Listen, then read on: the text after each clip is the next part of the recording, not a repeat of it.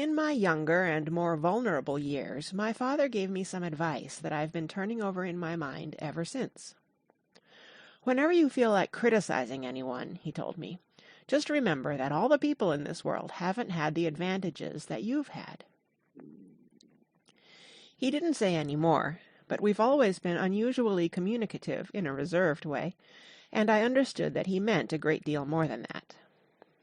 In consequence, I'm inclined to reserve all judgments, a habit that has opened up many curious natures to me, and also made me the victim of not a few veteran bores. The abnormal mind is quick to detect and attach itself to this quality when it appears in a normal person, and so it came about that in college I was unjustly accused of being a politician, because I was privy to the secret griefs of wild, unknown men. Most of the confidences were unsought.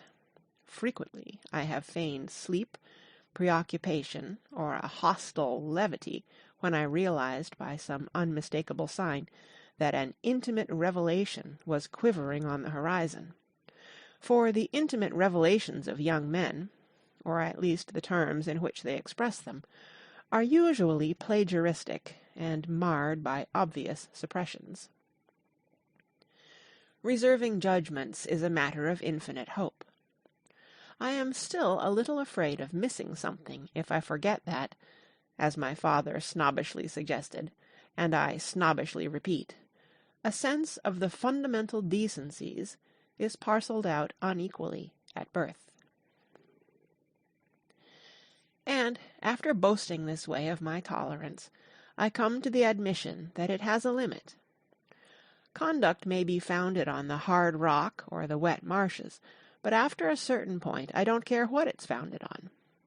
When I came back from the East last autumn, I felt that I wanted the world to be in uniform and at a sort of moral attention forever.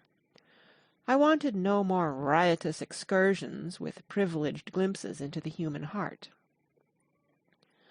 Only Gatsby, the man who gives his name to this book, was exempt from my reaction. Gatsby, who represented everything for which I have an unaffected scorn. If personality is an unbroken series of successful gestures, then there was something gorgeous about him, some heightened sensitivity to the promises of life, as if he were related to one of those intricate machines that register earthquakes 10,000 miles away. This responsiveness had nothing to do with that flabby impressionability which is dignified under the name of the creative temperament. It was an extraordinary gift for hope, a romantic readiness such as I have never found in any other person, and which it is not likely I shall ever find again. No, Gatsby turned out all right at the end. It is what preyed on Gatsby, what foul dust floated in the wake of his dreams, that temporarily closed out my interest in the abortive sorrows and short-winded elations of men. My family have been prominent, well-to-do people in this Middle Western city for 3 generations. The Carraways are something of a clan, and we have a tradition that we are descended from the Dukes of Buccleuch, but the actual founder of my line was my grandfather's brother, who came here in '51, sent a substitute to the Civil War, and started the wholesale hardware business that my father carries on today. I never saw this great-uncle, but I'm supposed to look like him, with special reference to the rather hard-boiled painting that hangs in Father's office. I graduated from New Haven in 1915, just a quarter of a century after my father, and a little later I participated in that delayed Teutonic migration known as the Great War. I enjoyed the counter-raid so thoroughly that I came back restless. Instead of being the warm center of the world, the Middle West now seemed like the ragged edge of the universe, so I decided to go east and learn the bond business. Everybody I knew was in the bond business, so I supposed it could support one more single man. All my aunts and uncles talked it over as if they were choosing a prep school for me, and finally said, "Why, yes," with very grave, hesitant faces. Father agreed to finance me for a year, and after various delays I came east, permanently, I thought, in the spring of 22.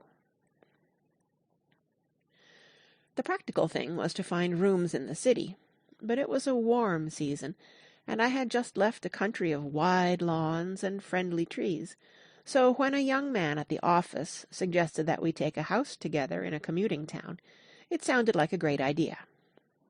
He found the house, a weather-beaten cardboard bungalow at $80 a month, but at the last minute the firm ordered him to Washington, and I went out to the country alone.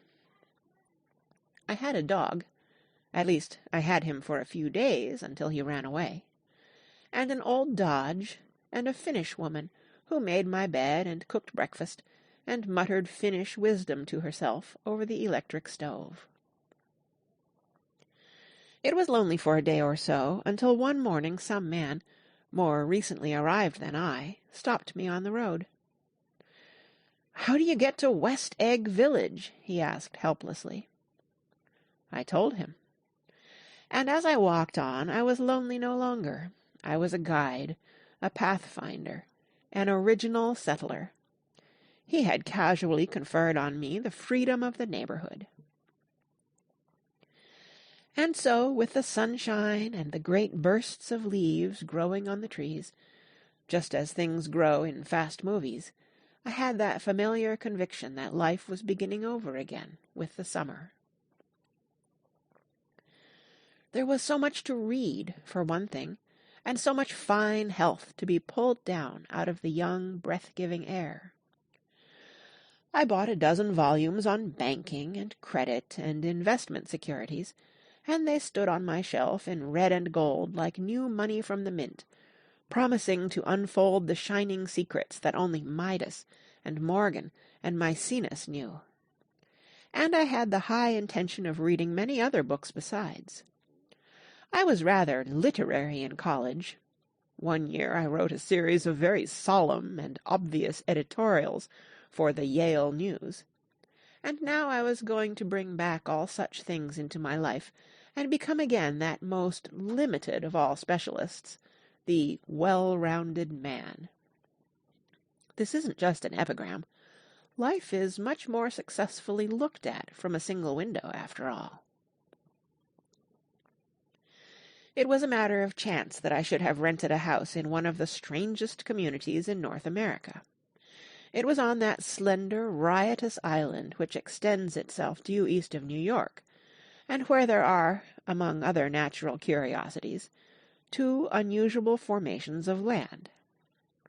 20 miles from the city, a pair of enormous eggs, identical in contour and separated only by a courtesy bay, jut out into the most domesticated body of salt water in the Western Hemisphere, the great wet barnyard of Long Island Sound. They are not perfect ovals. Like the egg in the Columbus story, they are both crushed flat at the contact end, but their physical resemblance must be a source of perpetual confusion to the gulls that fly overhead.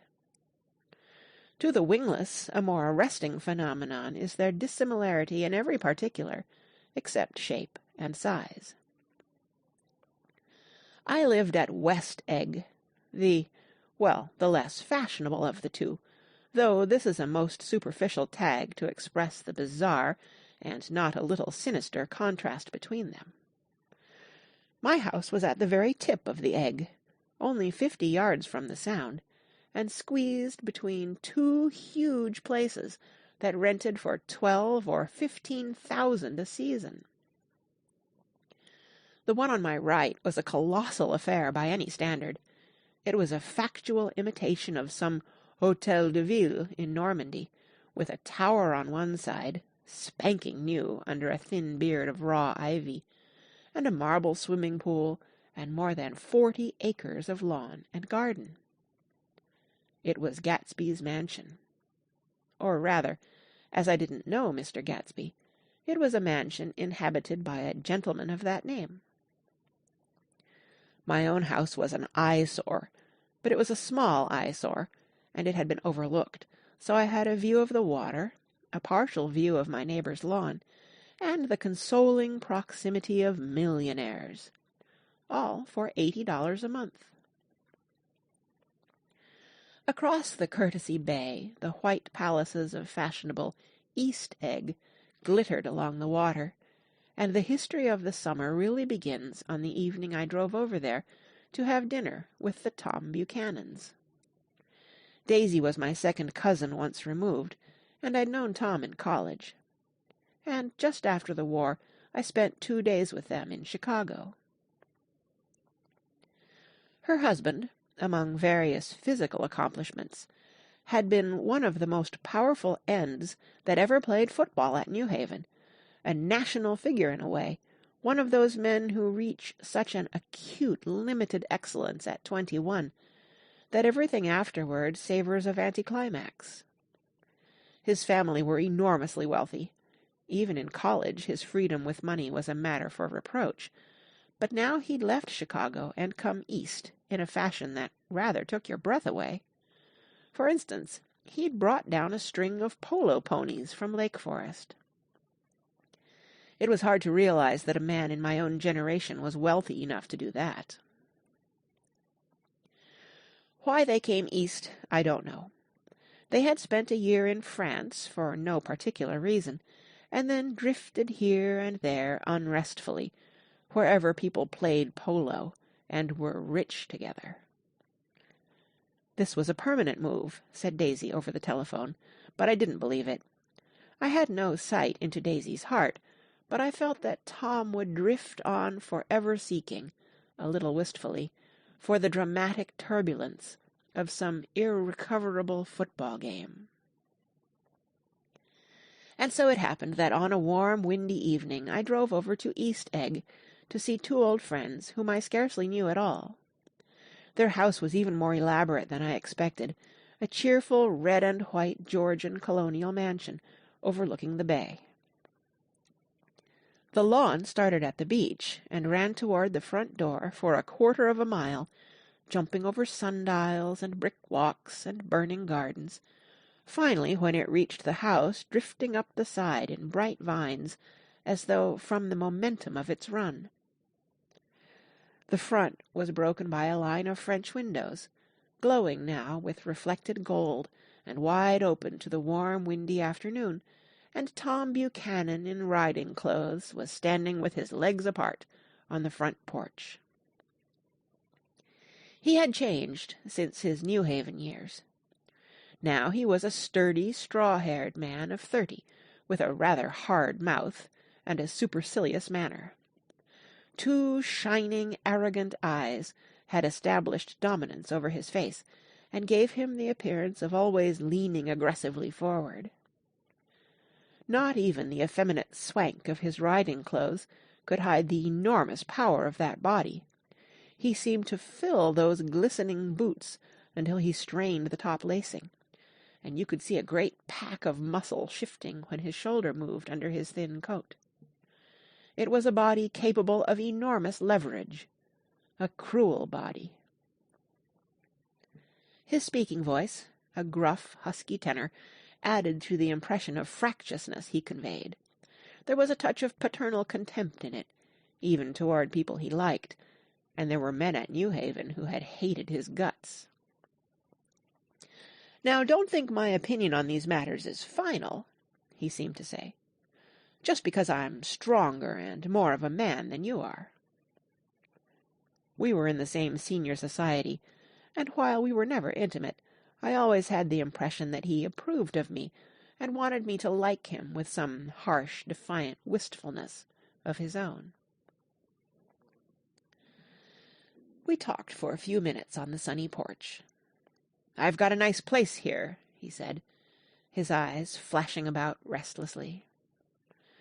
Turning me around by one arm, he moved a broad, flat hand along the front vista, including in its sweep a sunken Italian garden, a half-acre of deep, pungent roses, and a snub-nosed motor-boat that bumped the tide offshore. It belonged to Demain, the oil man. He turned me around again, politely and abruptly. We'll go inside."